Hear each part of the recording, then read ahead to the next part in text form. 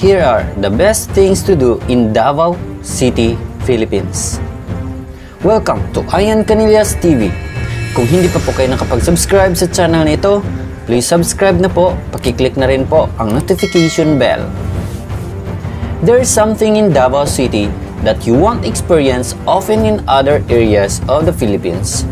And that is a local experience, as Davao is not the #1 rated tourist spot in the Philippines. You won't bump into a many resorts, Western restaurants, or high-priced stores. But what you will get is real Filipino food, experiences, prices, and interactions. Go to a museum and learn about the city's cultural heritage. Walk down and market to taste these dishes from the family recipes, or walk through acres of wildlife sanctuaries to create lifelong memories. If you start getting the craving for white sand, Davao is only a boat ride away from some of the most beautiful islands in the Philippines, where you can enjoy spectacular beaches with plenty of water activities for a day or two. Let's explore the best things to do in Davao. Number 1. Crocodile Park. One of the most popular tourist destinations in Davao City is the Crocodile Park, which is home of thousands of crocodiles. Yes, thousands. They've got both freshwater and saltwater crocs that are bred and born on site. You can visit the incubator room where you'll see hundreds of crocodile eggs growing baby crocs. Beyond the crocodiles, you'll also have the chance to see monkeys, snakes, birds, and other reptiles. The Crocodile Park offers educational tours, lectures, and offers public awareness of wildlife conservation efforts. And all around, it is a great place. Number 2. Jack's Ridge. If you want full eagle-eye views of the city, you'll want to make your way to Jack Ridges. In addition to marvelous views, there are 2 restaurants to choose from when you make your way up here. Carlos Gourmet, which serves coffee and baked treats, and Taclobo, where you can sit in an open-air dining area, sharing big portions of beautifully plated Filipino food. If you decide to stay at night, there are cottages, a pool, a lovely views for sunrise. There is also quite a bit of history on Jack's Ridges, as this land was previously used as the headquarters for retreating Japanese forces during World War II.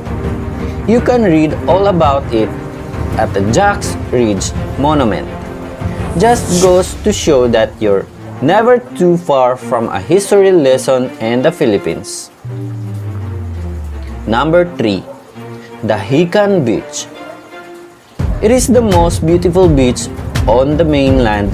Is hands down the Hican Beach, where 7 kilometers of gorgeous sand and turquoise water awaits.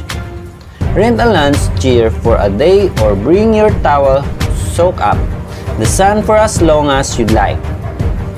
If you like a more adventurous beach experience, there are shacks along the beach renting boogie, boards, and surfboards, perfect for catching some waves. Some of the resorts here offer activities such as island hopping tours that lead from the Hican Beach. Bring a tent and you can pitch it on the beach overnight for a small fee. Fall asleep to the sounds of the wave crashing. Wake up to fresh morning air, then go take a bath in the sea.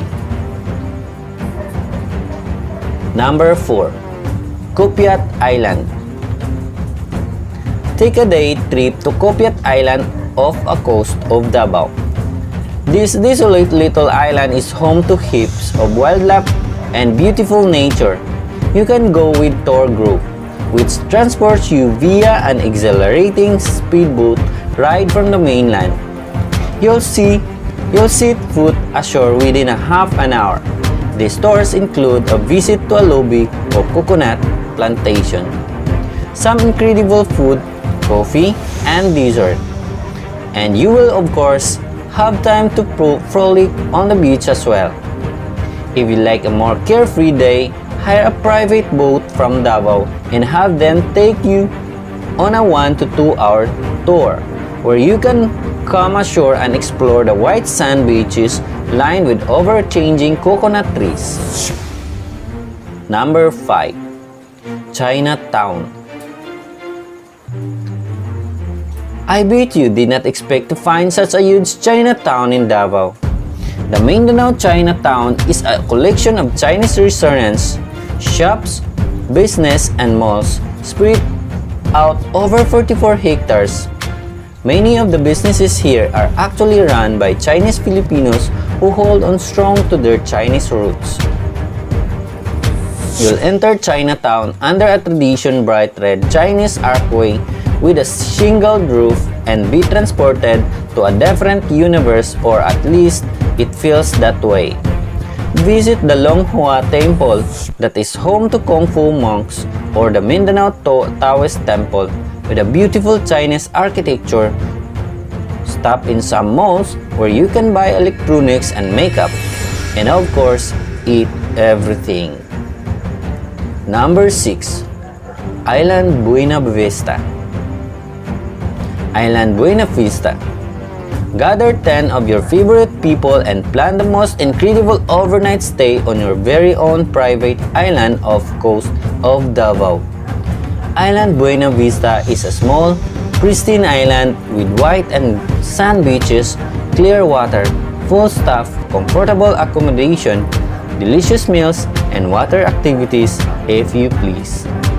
For just 105,000, your crew gets all of that to themselves.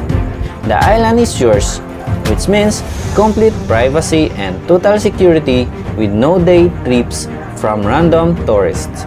This is your chance to live like a celebrity. Number 7. People's Park. People's Park is a nice place to come where you can breathe in some fresh air, stretch your legs without be one with nature, and ponder the meaning behind some interesting art. Created by then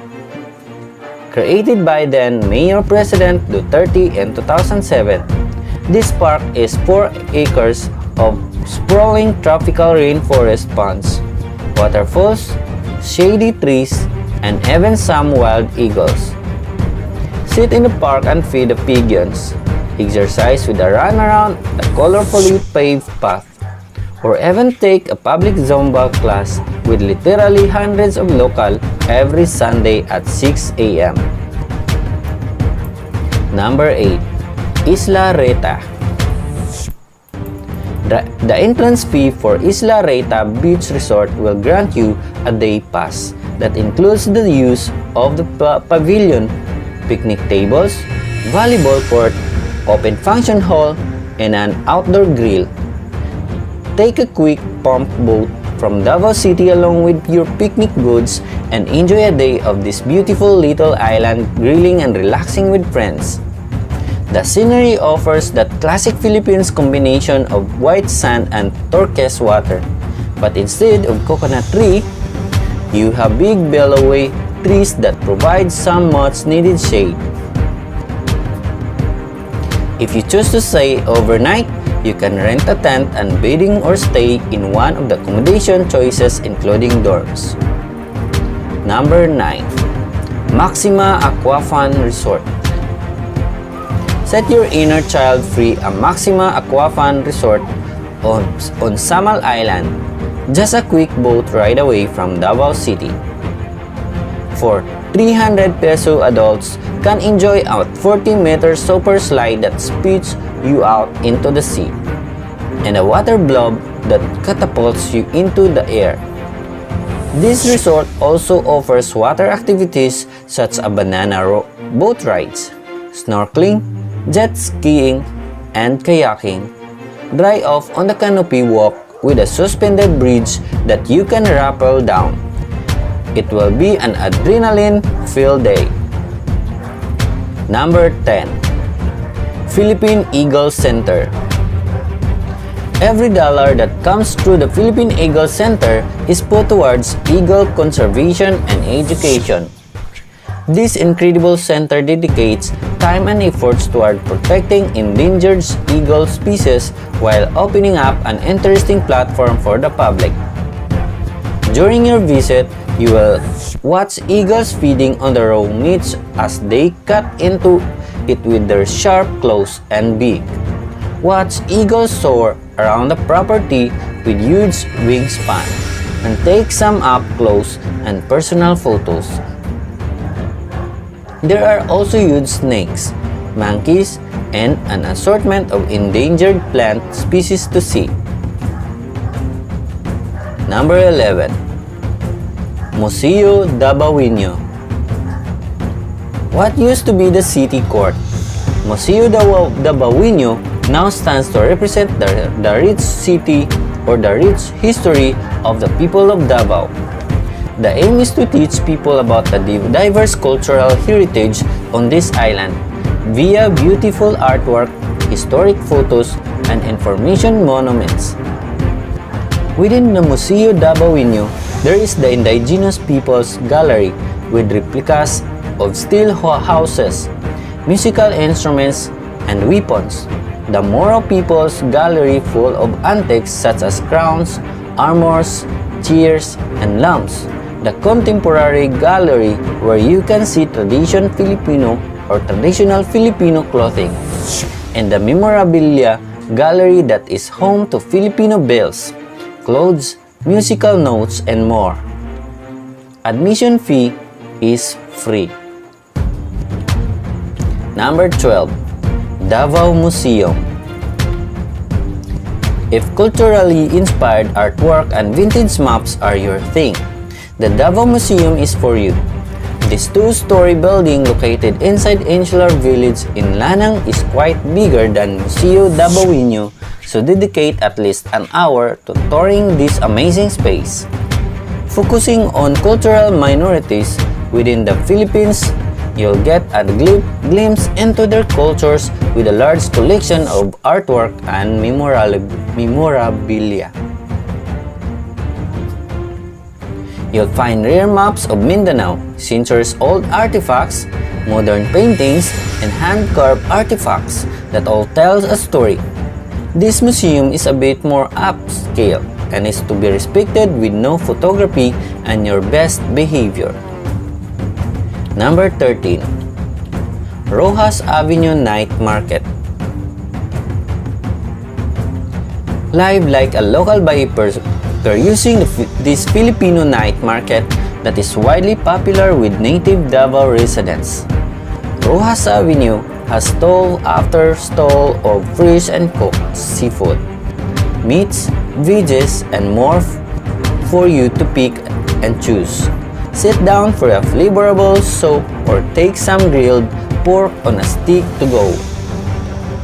Located between Aldivinco Shopping Center and the Ad University, you could easily do some sightseeing and shopping during the day and then stop by the night market after you've worked up an appetite. Number 14. Civic Coffee. Coffee freaks will be excited to try a weird and wild coffee brew called Civic Coffee. A civet is a cat-like wild animal native to the Philippines who helps out with the harvesting process by eating sweet coffee, cherries, and then pooping out the beans. Apparently, this organic process gives the beans a deep flavor that is out of this world delicious and has no bitter taste. Trying buying civet coffee in the United States and you'll pay a fortune for these beans. But the closer you go to the source, the less expensive it gets. Mount Apo has a shop and coffee where you can buy a cup of civet coffee or a bag to take home for tea. Number 15. Mount Apo. King of Philippine Peaks. As it called, Mount Apo is one of the Southeast Asia's highest mountains and it rides here in Davao. The mountain's peak reaches an elevation of 10,311 feet, which is 3,144 meters above sea level. Towards the top, there is a 500-meter wide crater lake created by volcanic activity. The mountain is home to rubber plantations, a 150-meter tall waterfall called Tudaya Falls, along with wild boar and deer. During the month of March, April, and October, experienced climbers can climb the summit during a 2-day hike organized by various tour groups around the area. Number 16. Eden Nature Park. In the district of Trail in Davao City, you'll find Eden Nature Park, cozily tucked at the foot of Mount Talomo. Across 80 hectares, you'll have a chance to explore a wildlife sanctuary full of exotic birds, plants, flowers, and insects. 95% man-made, this nature park has some jaw-dropping scenery including 100,000 tall forest trees and 100,000 pine trees. It smells so fresh. If your feet are too tired, hop aboard a 45-minute shuttle tour of the park, which ensures that you see the very best that this park has to offer. Number 17. The Bone Collector Museum. Just like it sounds, this Davao Museum is a comprehensive collection of skeletal bones from animals of all kinds, including the skeleton of a 400 or 41-foot sperm whale. There are over 200 preserved skeletal remains that represent species from every walk of life and every environment you could imagine. The museum was opened in 2012 by an American missionary with fascination for more than just religious world beyond. The collection keeps growing year after year. You never know what will turn up next. Number 18. Davao Butterfly House. Carving brick spot surrounded by lush green trees, grass, and flowers is only the beginning of your experience at Davao Butterfly House. A protected refuge for butterflies, plants, flowers, as well as exotic animal and insects, species like scorpions, birds, fish, and more. This place is not to be skipped during your visit to Davao. Butterflies are the most active during the morning while it's not too hot. This is the best time to see them mating, dating, and dancing. Photographers will love this place. Number 19. Blue Jazz Water Park. Cool off from the heat at Blue Jazz Water Park, a place that is great for both kids and adults. On land, there are 2 long, winding water slides that spit you out into a cool pool. You can go down these slides as many times as you like.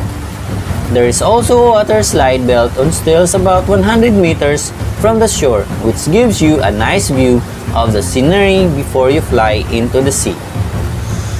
Enjoy the beach where you can launch or sign up for some water activities such as jet skiing or banana boat riding. Tip: avoid the weekends and holidays when the water parks get crowded. Number 20. Visit Magsaysai Park. This outdoor park is more than just a place to sit on a park bench and watch the day go by. Famous for its long row of fruit stands featuring mostly durian, Magsaysai Park is a wonderful place to work on your hanging skills. Stop in the Fiscado, an open-air seafood restaurant who serves dishes with fresh seafood collected from the local market. Davao is famous for tuna and swordfish dishes, so be on the lookout. As the sun sets, more and more food stalls and snacks carts will start rolling in, creating an official night market where you can sample plenty of small treats. Number 21. Balut Islands. There is a relatively underrated volcanic island at the southern tip of Davao Oriental that should be explored if you've got the chance. Balut Island is home of a super interesting mixture of cultures including Muslims, Bilaans, and Sangils who are native to Indonesia. Most of the locals here are farmers who export coconuts to surrounding areas. The mix of cultures means that you can find an international display of restaurants here. While you're on the island, you can take a dip in the Sabong hot spring overlooking the sea. Stroll the undisturbed white sand beach. Watch for pygmy sperm whales in the water. And check out the ruins of Fort Villa from World War I. Number 22. Philippine-Japanese Historical Museum. World War II has left its imprint on different islands in different ways, including Davao. Come to the Philippine-Japanese Historical Museum, where you learn how Davao served as an island or retreat for the Japanese during the war and how some 20,000 Japanese remained on the island after the war of the work on abaca plantations. In this museum, you'll witness how the Japanese lived via replicas of their living quarters from the time spent living on the plantation. You'll see bunk beds, camera, trinkets, and more. You'll also see relics from the war such as weapons and clothing. This museum offers unique Japanese perspective of war times that you don't often see. Number 23. Blue Post's Boiling Crab and Seafood. Don't be afraid to get messy at this eat with your hands seafood spot in Davao. Put on some plastic gloves, a bib, and get ready to dig in like a seaside cove caveman. You can order a seafood boil with tuna belly mussels, clams, shrimp, crab, and more. Tossed in a big plastic bag with incredible sauces and hunks of corn on the cob. The feast in them dumped on a big pan in front of your table to share. With such close proximity to the waters, it would be a shame to pass up a seafood feast in the Philippines. It's a fun and delicious experience. Number 24. Davao's Zorb Park. Let loose and be silly at Davao Zorb Park. If you've never heard of a Zorb before, it's basically one humongous plastic bowl that you'll climb inside to be tossed around. Experience a day of weightlessness with 2 zorbing activities at this park. The first activity is where you climb inside the Zorb and it is then posed down a giant hill, which sends you flying and rolling inside. The second activity is where you take the floating Zorb on water as you try to walk around the bump into your friends. You'll be laughing all day. Number 25. Eat Davao dishes. Filipino food is not all just sisig and lechon. Each island offers their own spin. While you're on Davao, go to some local restaurants to try dishes like sinogbang bihod, grilled tuna fish roe, inato, grilled chicken with Davao spices, pasayan or deep fried shrimp, or imbaw, clam soup. Go to restaurants such as Bistro Silera, Afat Seafoods Plaza, Filipino Comfort Food, or stop by a local street stall for cheap eats to find the most authentic foodie experience possible. Number 26. Marina Tuna Seafood Restaurant. Love tuna? Well, you're a luck as Davao is popular for their tuna dishes. It's only fitting that Marina tuna seafood restaurants boast a menu where they're often tuna cooked 10 different ways. To say they are the expert of tuna is an understatement. Step outside of your comfort zone and try some parts of the fish that you normally would not find in a Western restaurant, such as the crispy tail, eye soup, grilled jaw, and more. If you are not super adventurous when it comes to eating, no worries. Marina Tuna makes some impressive grilled tuna belly to die for tuna sashimi. Oh, and they have beer. Thank you for watching and don't forget to subscribe this channel.